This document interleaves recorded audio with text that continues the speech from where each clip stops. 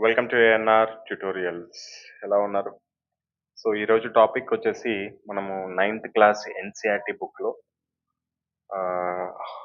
The fundamental unit of life అని చెప్పేసి ఒక చాప్టర్ ఉంటుంది. తెలుగులో జీవుల మౌలిక ప్రమాణం అని చెప్పేసి ఉంటుంది. సో దీని నుంచి ఆ నైన్త్ క్లాస్ ఆ టాపిక్ నుంచి రీసెంట్గా ఆర్ఆర్బి జరిగిన ఎగ్జామినేషన్స్లో ప్రీవియస్ ఇయర్ క్వశ్చన్స్ ఏ వచ్చినాయో వాటిని తీసుకొని ఈ వీడియో తయారు చేయడం జరిగింది. మొత్తం ఒక 10 క్వశ్చన్స్ మోస్ట్ రిపీటెడ్ క్వశ్చన్స్ వచ్చాయి. ఆ 10 క్వశ్చన్స్ ఎన్ని సార్లు వచ్చాయంటే యావరేజ్‌గా ఒక్కొక్కటి 80 సార్లు, ఒకటి 90 సార్లు, ఒకటేమో 40 సార్లు ఆ విధంగా చాలా సార్లు చూసుకుంటే ఒక్కొక్క క్వశ్చన్ మినిమమ్ యావరేజ్‌గా చూసుకుంటే ఒక్కొక్క క్వశ్చన్ 50 టైమ్స్ అబోవ్ వచ్చింది. సో కాబట్టి చాలా ఇంపార్టెంట్. మీకు 10 క్వశ్చన్స్ ఈ వీడియోలో చెప్తున్నాం మేము. 10 క్వశ్చన్స్ మీకు టార్గెట్ వచ్చేసి 10 క్వశ్చన్స్ టార్గెట్ వచ్చేసి 7/10 రావాలి. ఇప్పుడు నేను ఎక్స్‌ప్లెయిన్ చేస్తూ ఉంటాను. నేను చెప్పడానికి ముందే మీరు ఆన్సర్ గెస్ చేయండి. ఈ విధంగా ఎన్ని కరెక్ట్ అయ్యాయో చూసుకోండి. 7 కంటే ఎక్కువ వస్తే ఓకే. మీరు పర్లేదు. 7 కంటే తక్కువ వచ్చినాయంటే మాత్రం సంథింగ్ రాంగ్. బుక్ ఓపెన్ చేసి చదవాల్సిందే. మీ వీడియో అయిపోంగానే ఈ టాపిక్ తీసి చదవండి. కణం. ఇప్పుడు the fundamental unit of life అంటే అసలు లైఫ్ మన జీవితంలో ఏదైతే మన ఒక జీవి అనేది ఏర్పడుతున్నప్పుడు దాంట్లో మెయిన్‌గా ఫండమెంటల్ సోర్స్ ఏంటి? కణం. సెల్. సెల్ లేకపోతే కణం. ఈ కణం అంటే ఏంటి? కణజాలం అంటే ఏంది? మైటోకాండ్రియా అంటే ఏంది? లైసోసోమ్స్ అంటే ఏంది? అసలు ఇవి ఎట్లా ఏర్పడతాయనేది సింపుల్‌గా ఈ వీడియోలో మనము ఈ 10 క్వెషన్స్ ద్వారా డిస్కస్ చేద్దాం. ఓకేనా? First question. కణాలను మొదటిసారిగా 1665లో ఎవరు కనుక్కున్నారు? సో కింద ఆప్షన్స్ ఇచ్చాడు చూడండి. అయితే 1665లో ఈ కణంని కనుగొనడం జరిగింది. ఎవరు కనుక్కున్నారంటే రాబర్ట్ హుక్. రాబర్ట్ హుక్ తానే తయారు చేసుకున్నాడు ఒక సూక్ష్మదర్శిని మైక్రోస్కోప్‌ని. దాన్ని తయారు చేసుకొని ఒక చెట్టు బెరడులోని కార్క్ ముక్కను పరిశీలించాడు. కార్క్ చాలా ఇంపార్టెంట్. రేపొద్దున ఈ క్వెషన్ కూడా వస్తది. రాబర్ట్ హుక్ దేనిలో కణాన్ని మొదట కనుక్కున్నాడంటే కార్క్. ఇంగ్లీష్‌లో CORK. కార్క్. ఒక చెట్టు బెరడులోని కార్క్‌ని నిశితంగా తను తయారు చేసుకున్న సూక్ష్మదర్శిని ద్వారా పరీక్షించినప్పుడు దాని లోపల చిన్న చిన్న గదుల్లాగా కనబడ్డాయి ఈ విధంగా. ఈ విధంగా గదుల్లాగా కనబడ్డాయి. ఇవి ఏంటా అని అప్పుడు అబ్జర్వ్ చేసి వీటికి సెల్ అని పేరు పెట్టాడు. సెల్. సెల్ అంటే CELL. సెల్ అంటే కణం. లాటిన్ భాషలో దీన్ని సెల్ అప్పట్లో లాటిన్ భాష ఎక్కువగా ప్రాచుర్యంలో ఉండేది. అందుకనే లాటిన్‌లో చిన్న చిన్న గదులని సెల్ అనేవాళ్ళు. అందుకనే దీనికి అప్పటి నుంచి సెల్ అనే పేరొచ్చింది. సో ఇది ఇప్పుడు కరెక్ట్ ఆన్సర్ ఏంటి? Robert hook. దేన్ని కనుక్కున్నందుకు? కణాన్ని కనుక్కున్నాడు. ఎప్పుడు కనుక్కున్నాడు? 1665లో. దేన్ని పరిశీలించాడు? చెట్టు బెరడులోని కార్క్‌ను పరిశీలించి ఈయన కణాన్ని కనుక్కున్నాడు. చూడండి ఒకటే క్వెషన్ 4, 5 క్వెషన్స్ వచ్చాయి మీకు. ఇలా ఒక 10 క్వెషన్స్ ప్రాక్టీస్ చేసినా సరే సరిగ్గా సబ్జెక్ట్ అర్థం చేసుకుంటే 50 క్వెషన్‌లవుతాయి. నెక్స్ట్. కణత్వచంను వర్ణాత్మక పారగమ్య త్వచమని ఎందుకు అంటారు? థియరీ రిలేటెడ్ చూడండి.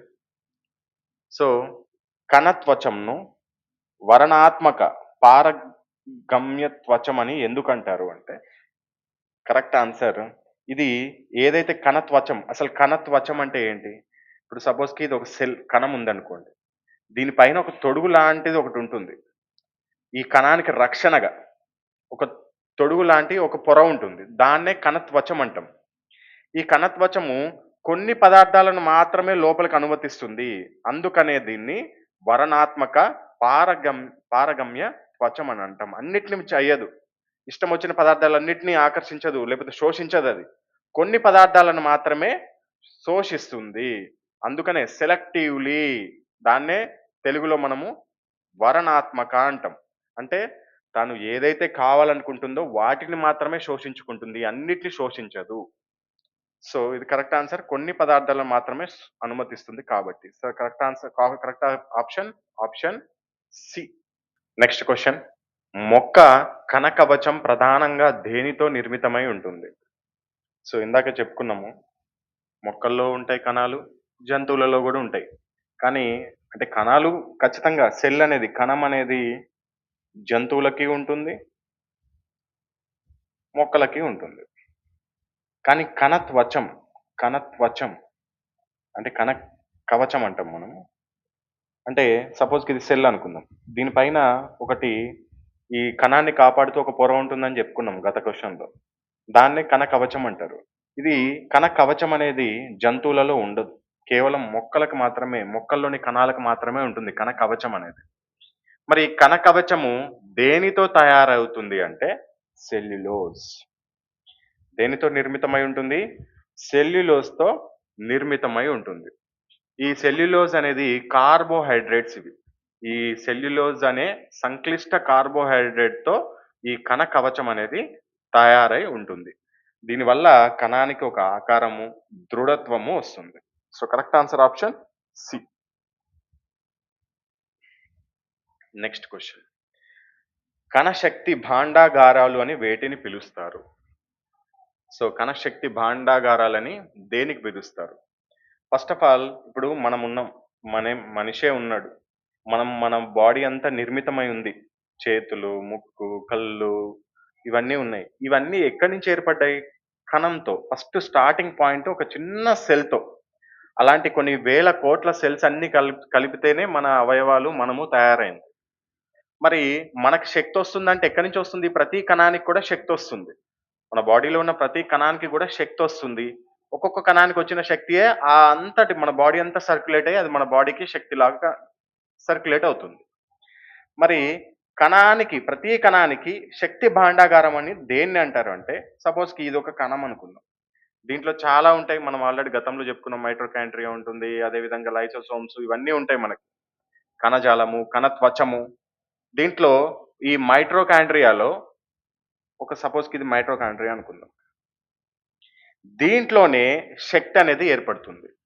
దీంట్లో శక్తి అనేది మనం తీసుకున్న ఆహారము ఏదైతే ఉందో, ఈ కణంలోని మైటోకాండ్రియాలో ఆక్సీకరణం చెంది ఏటీపీ,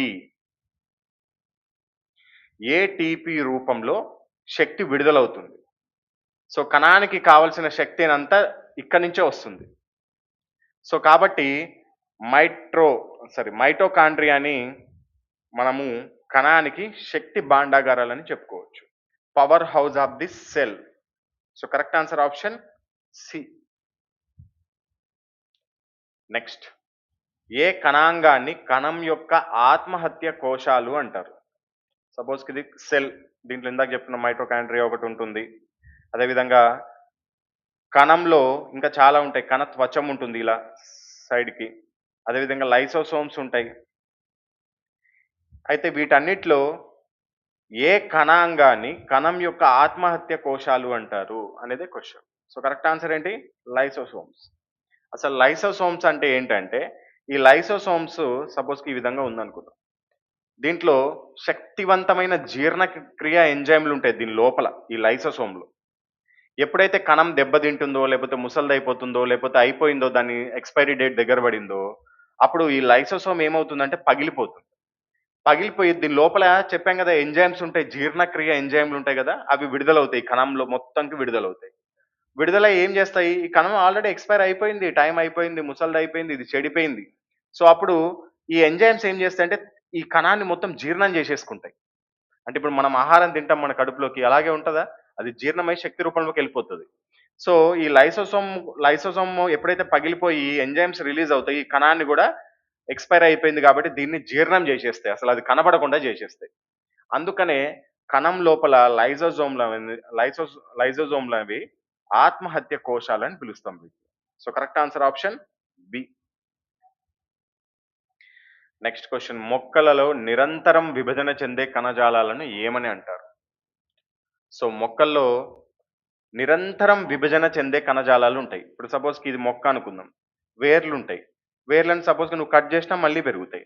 అంటే విభజన చెందుతున్నాయి. ఆ కణం అనేది 2గా విభజించి మళ్ళీ ఆ రెండో కణంలో మళ్ళీ 2గా విభజించి అలా విధంగా ఎక్స్‌టెండ్ అవుతానే ఉన్నాయి.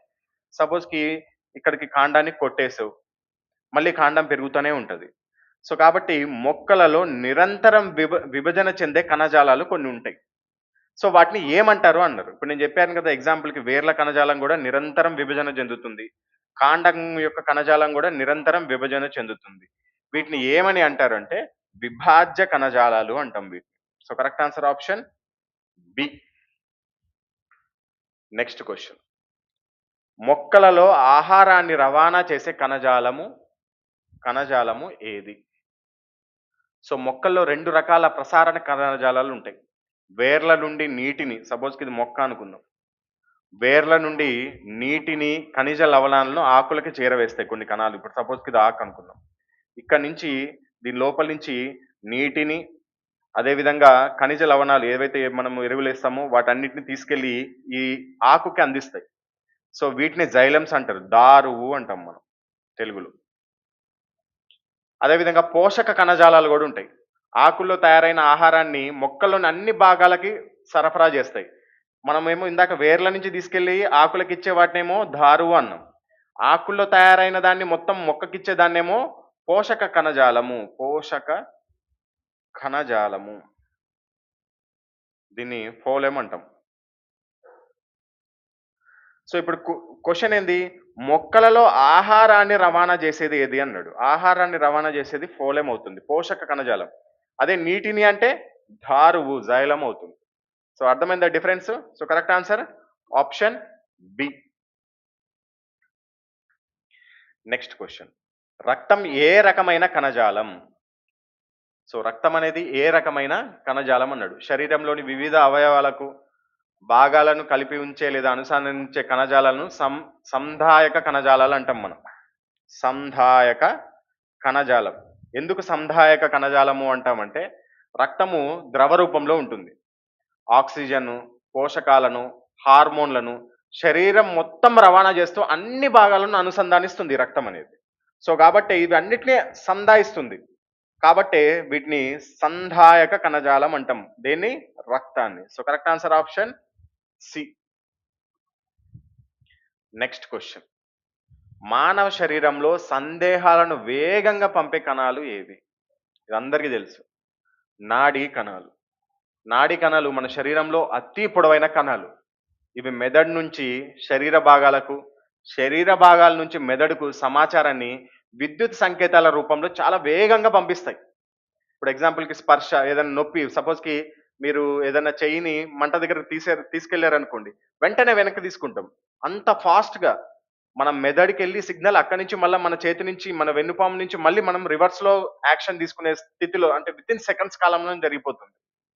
సో కాబట్టి మానవ శరీరంలో సందేహాలను వేగంగా పంపే కణాలు ఏవి అంటే నాడీ కణాలు. So correct answer option C. Next question. Amoeba తన ఆహారాన్ని ఏ ప్రక్రియ ద్వారా గ్రహిస్తుంది అన్నాడు. సో అమీబా అనేది ఏకకణ జీవి. చాలా ఇంపార్టెంట్. క్రింది వాటిలో ఏకకణ జీవి ఏది అని కూడా క్వెషన్ అడుగుతాడు. కింద అమీబా ఉంటే అమీబా పెట్టేయాలి. దీనికి నోరు ఉండదు. దీని కణత్వచం చాలా సరళంగా ఉంటుంది. ఫ్లెక్సిబుల్‌గా ఉంటుంది. సపోజ్‌కి అమీబా అనుకుందాం. ఏకకణ జీవి ఇది. దీనికి కణత్వచం ఉంటుందని చెప్పాం కదా! కణత్వచం అంటే ఏంది? కణాన్ని కాపాడుతుండే ఒక పొర. దీనికి నోరు ఉండదు. మరి ఆహారం ఎలా తీసుకుంటుందంటే, సపోజ్‌కి దీని దగ్గరికి ఏదైనా ఆహారం వచ్చిందనుకుందాం. వస్తే ఈ బయట ఉన్న ఈ పొర ఏంది, ఇందాకే చెప్పుకున్నాం సరళంగా ఫ్లెక్సిబుల్‌గా ఉంటుందని. ఈ పొర ఏం చేస్తదంటే ఈ ఆహారాన్ని లోపలికి లాగేసుకుంటది. దీనికి నోరనేది లేదు. ఆ చుట్టూ ఉన్న కణత్వచమే లాగేసుకుంటది. ఈ విధంగా బయట ఆహారాన్ని కణత్వచం ద్వారా, కణ కవచం ద్వారా లోపలికి తీసుకోవడాన్నే ఎండోసైటోసిస్ అంటాం. సో కాబట్టి అమీబా తన ఆహారాన్ని ఏ ప్రక్రియ ద్వారా గ్రహిస్తుంది అంటే ఎండోసైటోసిస్. సో 10 క్వెషన్స్ అయిపోయినాయి. మీకు 10కి ఎన్ని మార్క్స్ వచ్చాయనేది కింద కామెంట్ సెక్షన్‌లో తెలియజేయండి.